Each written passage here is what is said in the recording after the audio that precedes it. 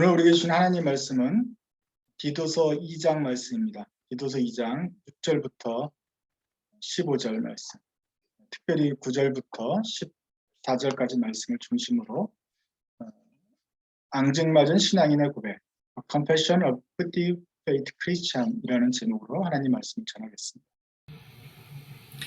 Likewise, urge the younger men to be self-controlled. Show yourself in all respects to be a good model of good works, and in your teaching show integrity, dignity, and sound speech that cannot be condemned, so that an opponent may be put to shame, having nothing evil to say about us. Bondservants are to be submissive to their own masters in everything. They are to be well-pleasing, not argumentative, not pilfering, but showing all good faith, so that in everything they may adorn the doctrine of God our Savior.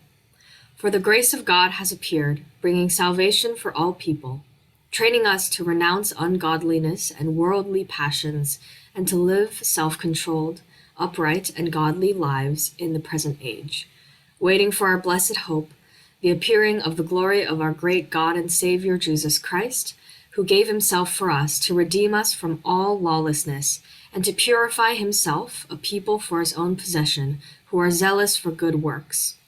Declare these things, exhort and rebuke with all authority. Let no one disregard you.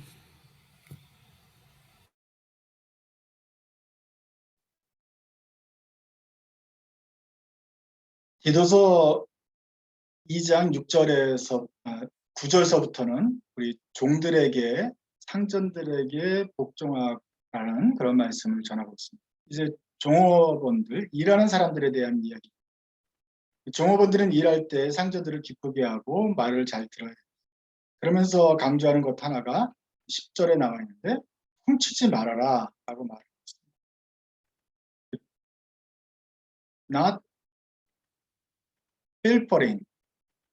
필터링이라고 하는 말은 뜻이 스틸, 훔치지 말라는 뜻인데 한마디로 조금 더 사소한 것 훔치지 말라는 것이죠.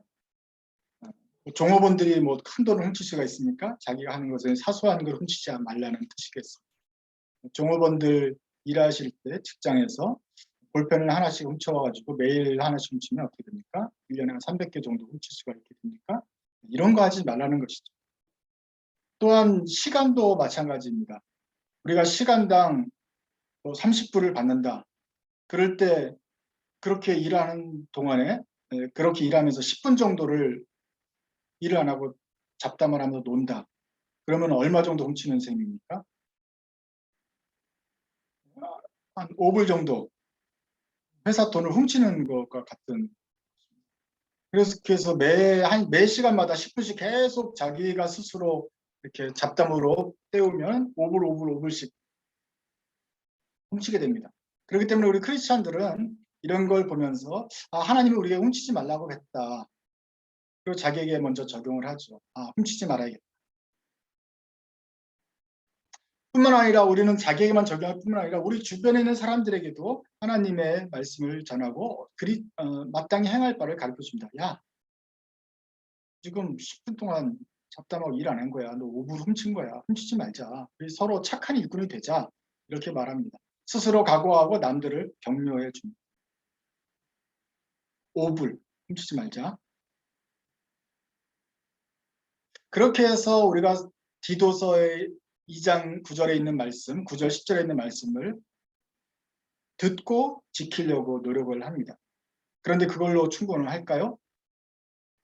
우리가 기껏 하나님 말씀을 받아가지고 회사에서 나의 삶에 적용할 때 5불, $5 아껴야겠다. 훔치지 말아야겠다.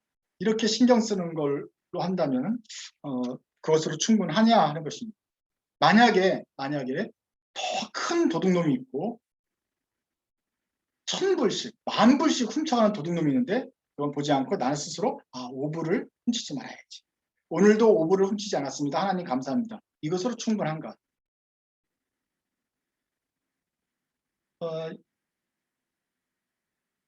김수영이라는 시인이 있습니다.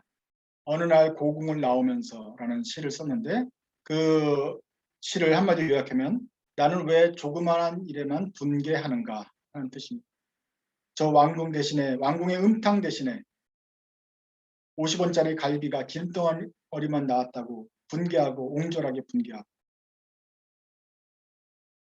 정정당당하게 붙잡혀간 소설가를 위해서 언론의 자유를 요구하거나 원론 파병에 반대하는 자유를 이행하지 못하고 20원 받으러 3번, 4번 찾아오는 야경꾼들만 증오하고 있는, 땅 주인에게는 말도 못하고 구청 직원에는 말도 못하고 동해 직원에는 못하고 야경꾼에게 20원 때문에, 10원 때문에, 1원 때문에 우습지 않느냐. 모래야 나는 얼마만큼 적으냐. 바람아 먼지야 풀어 나는 얼만큼 적으냐. 정말 얼마큼 적으냐. 이렇게 말했습니다. 정말 큰 불의가 있는데 거기서는 아무 말도 못하고 20원, 5원 가지고 하는 것이 내가 얼마나 초라한가 하는 것을 싫어. 우리가 하나님 말씀을 그 크신 하나님이라고 말하면서 하나님의 말씀을 들으면서 기껏 적용하는 것이 오불 훔치지 말아야지, 볼펜을 훔치지 말아야지, 이것으로만 끝난다면 얼마나 우리는 작으냐 하는 것입니다. 시애틀에서 월급 많이 받는 사람의 월급을 들었습니다. 그 사람의 월급하고 월급을 제 월급으로 나눠보니까 1000배 정도 차이가 납니다. 10배면 그러려 했고 100배도 참을 뻔했는데 1000배는 너무한 거 아닙니까?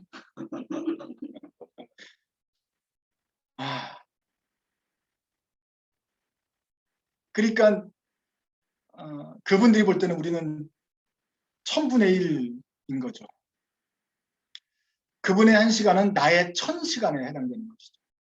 피케티가 21세기 자본론을 썼습니다. 그러면서 200년 전에 그 불공평한 산업혁명 시대에 그 빈부격차가 일어난 것만큼 지금 다시 불평등한 사회가 되었다고 말을 합니다. 미국도 한때 좋은 시절이 있었고 그 임금 격차가 줄어든 때가 있었습니다. 2차 대전 직후에는 뭐 목수만 해도 미국에서는 집도 사고 아무 행복하게 산다, 중산층들이 산다고 말할 정도가 있었습니다. 그때 잠시 이렇게 빈부 격차가 줄어든 시대였지만 그 이후로 계속해서 부자와 그 일반 사람들의 월급이 계속 차이가 나고 있습니다. 지금은 크게 차이가 1000배 정도 벌어졌기 때문에 이게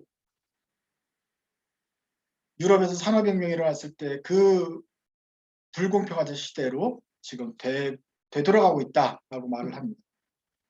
그 당시 200년 전에 산업혁명 때 어린아이들, 가난한 자들 아무리 14시간씩 일해도 배를 곶던 그 시절에 공산주의가 태동을 했어요. 그렇게 위험한 시대가 되었다고 하는 것이죠.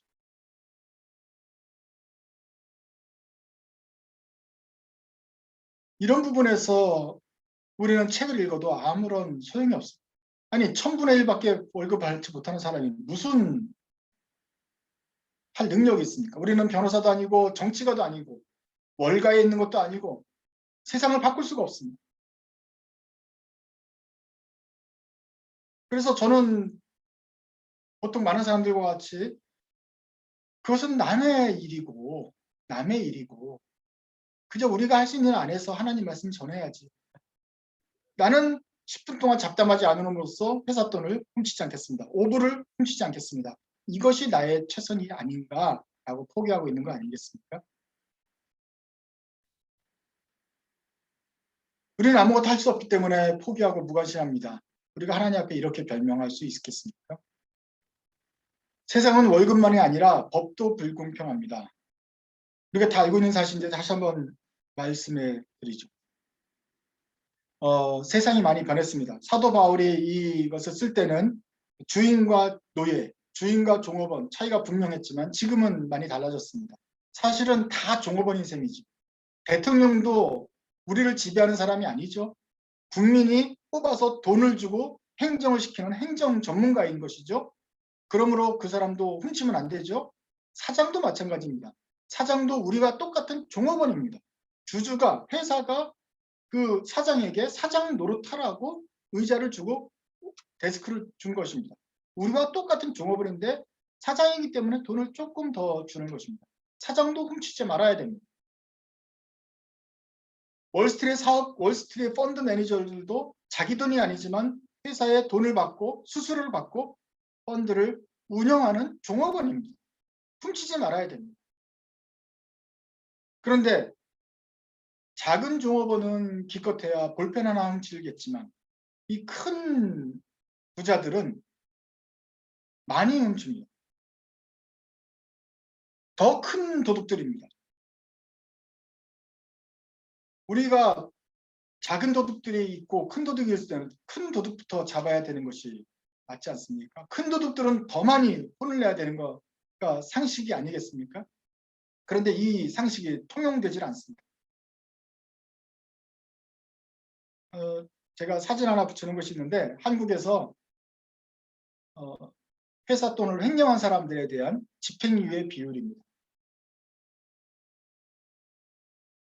그 프로베이션이 집행유예인데 회사 돈을 훔치면은 감옥에 갑니다. 근데 많이 훔치면은 집행유예를 받을 경우가 있습니다. 집행유예를 받고 감옥에 안 가는 확률이 높아집니다. 그런데 훔치려면 300억을 훔쳐야 된다라고 말을 합니다. 왜? 300억을 훔치면은 집행유예를 비율이 100%가 됩니다. 그러므로 여러분 훔치려면 5억 훔치면 감옥 갑니다. 10억 훔치면 감옥 가더라고요. 실질적으로 300억을 훔치면 감옥을 안 갈 확률이 100%다. 그러므로 훔치려면 300억 이상을 훔쳐라. 30밀리언 이상을 훔치면 감옥에 안 간다. 한국만의 문제입니까? 미국에서도 하려면 많이 훔치면 많이 유예를 받습니다. 이거 처음 듣는 얘기 아니죠. 부자들은 어떻게든지 빠져나갈 구멍이 있더라. 부자들은 큰 변호사를 사가지고 어떻게 또 해가지고 다 용서를 받더라. 돈이 많으면 뭐 큰 법을 저질러도 대충 이렇게 풀려나더라. 처음에는 우리가 이상하다 생각했는데 이제는 하도 많이 들으니 원래 부자들은 그런가 보지. 부자들은 부자들 세상에서 놀아라. 이렇게 생각하고 있지는 않습니까? 돈도 평등하지 않고 법도 평등하지 않습니다. 애들한테는 법 앞에 만인이 평등하고 가르치면서 실제로 사회는 법 앞에 평등하지 않은데 우리가 모두 다 이미 그 평등하지 않은 세상에 익숙해져 있습니다. 그러면서 우리는 옆에 친구들이 잡담하면서 회사 돈을 5불 훔쳐가는 것을 보고 화를 냅니다. 나는 열심히 일하는데 왜 쟤는 10분 동안 놀고 있냐? 왜 5불을 훔쳐가느냐? 우리끼리 5불 가지고 10불 가지고 싸우고 있습니다.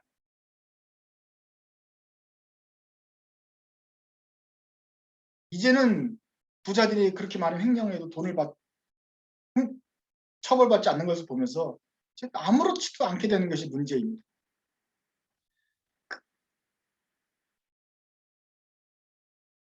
옛날에 전두환 때 온 국민이 충격을 먹었습니다. 전두환 대통령이 구속되면서 그 사람이 대통령에 있으면서 훔친 돈이 나라에서 돈을 훔친 것이 얼마인지 밝혀졌습니다. 무려 5천억이었습니다. 헬프 빌리언이었습니다. 대통령이 되면서 국민에 봉사하는 공무원인 주제에 나라 돈을 훔쳤다는 말이죠. 그것도 훔친 것이 많이 훔쳤다. 얼마나 많이 훔쳤냐면 5천억을 훔쳤다. 헬프 빌리언이다. 그때 아파트 가격이 1,000만 원이 안 됐습니다. 500만 원 할 때였습니다.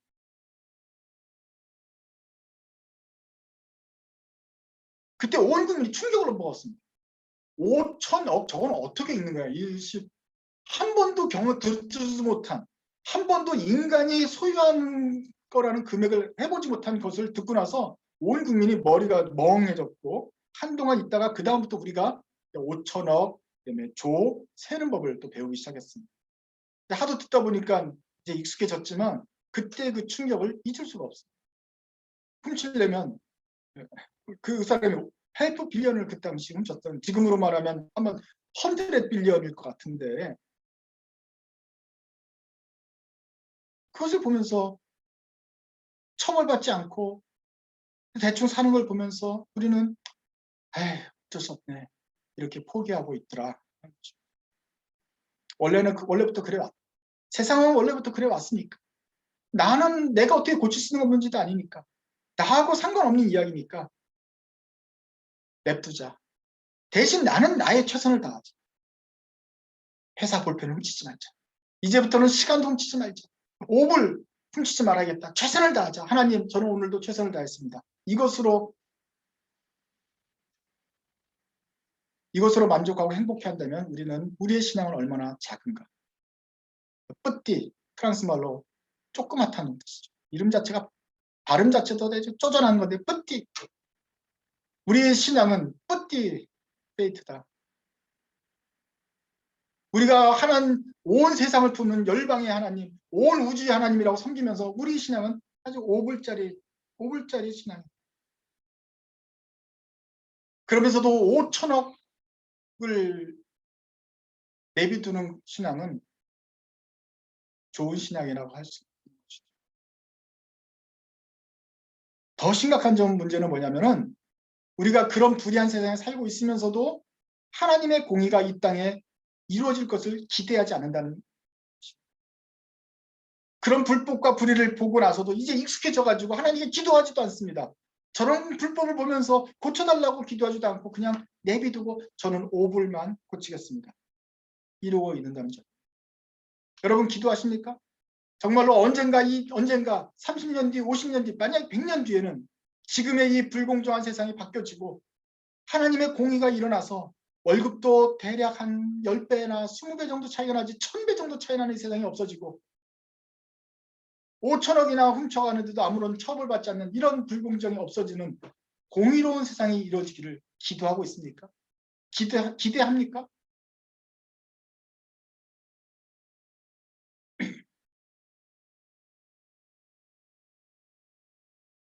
불과 한 70년 전에 미국에서는 흑인과 백인 모두 다 할 것 없이 유럽 전선에 가서 피를 흘리며 함께 싸웠지만 돌아온 흑인들은 다시 한번 인종차별의 사회에 휩쓸렸습니다. 그래서 흑인은 흑인들만의 화장실, 흑인만이 앉는 의자, 흑인만이 앉는 먹는 음수대에서 물을 먹어야만 했습니다. 그때 친절한 크리스찬들은 어떻게 살았을까요? 정말 친절한 백인 신자들은 어떻게 했을까요? 모든 사람에 대해 친절한 하나님의 말씀을 받고 흑인들을 어떻게 대했을까요? 물 먹고 싶으세요? 저기 가세요. 저기에 바로 흑인들을 위한 흑인 전용 음수대가 있습니다. 저 골목을 돌아가시면 흑인이 있습니다. 화장실 찾으십니까? 부드럽게 저쪽으로 가시면 흑인들 화장실이 있습니다. 이렇게 친절하게 안내해서 모든 사람들에게 친절하게 대하라 라는 하나님 말씀을 지켰다고 하나님 저는 믿음대로 잘 살았습니다. 이렇게 말할 수가 있겠습니까? 우리는 그런 사람들을 보면서 묻습니다. 할아버지, 당신은 어떻게 그런 허망한 세상을 살았어요? 그런 어떤 말도 안 되는 불공정한 세상.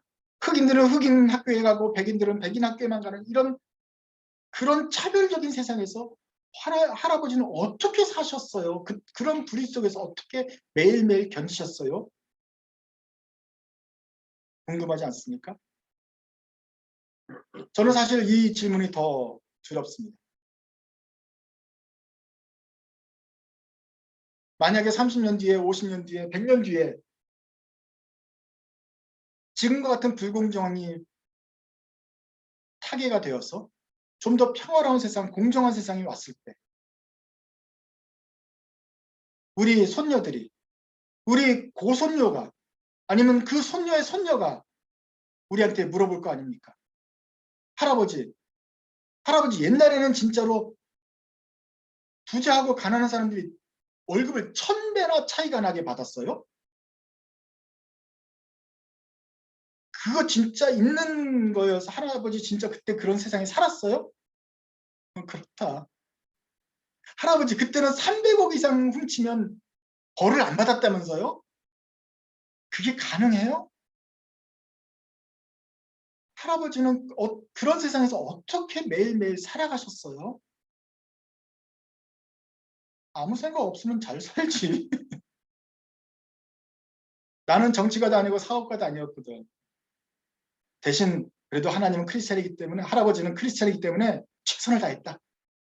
하나님 말씀대로 5불 훔치지 않으려고 잡담도 안 하고 열심히 일했지.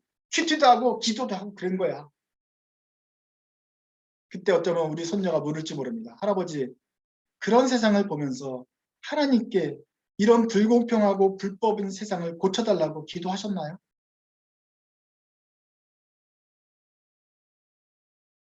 그 1000배나 차이가 나는 불공평한 세상을 보면서 언젠가는 이것이 고쳐야 되지 않겠습니까? 하나님, 고쳐달라고 기도하셨나요? 여기에 대해서 사실은 제가 할 말이 없습니다. 왜냐하면 기도도 하지 않고 그런 세상이 올 거라고는 기대도 하지 않았기 때문입니다. 왜냐하면 우리는 이미 그런 불법한 세상에 익숙해져 있어서 이것이 그냥 자연스러운 세상인가 보다라고 생각하게 되어버렸기 때문입니다. 이것이 바로 노예 근성 아니겠습니까? 우리는 노예처럼 당연히 부자들은 세금도 안 내고 감옥에도 안 가는 것이고 우리들은 볼펜 훔치면 안 되는 것이고 이렇게 생각하고 있습니다. 대신 크리스찬이기 때문에 우리는 성경 말씀을 보고 큐티하고 날마다 오불 훔치지 말자, 볼펜 훔치지 말자 이렇게 각오하면 우리의 최선이 아니겠나 생각하고 있는데 이것이 바로 노예의 사고방식이다. 우리 스스로도 그렇게만 큐티하고 있고 교회에서도 그렇게만 배워왔습니다. 그러니 눈에 보이지 않습니다. 1000배나 차이가 나는데 화가 나지 않습니다. 그렇게 길러졌습니다. 그러니 기도도 못하고 구하지 않습니다. 사실은 초등학생, 중학생, 고등학생들은 이런 불의를 보고 화내기 쉽지 않죠. 모르니까요. 배워야 되니까요. 그렇지만 대학생부터는 화를 내야 되지 않겠습니까? 잘못된 것을 보면 나서는 이제 이런 부정과 불의, 만인이 법 앞에서 평등하다고 배웠는데 실제로 평등하지 않은 사회를 보면서 화를 내고 고치려고 노력을 하고 정 도무지 안 되겠거든. 하나님께 부탁을 하면서 이 땅을 고쳐달라고 기도해야 되지 않겠습니까?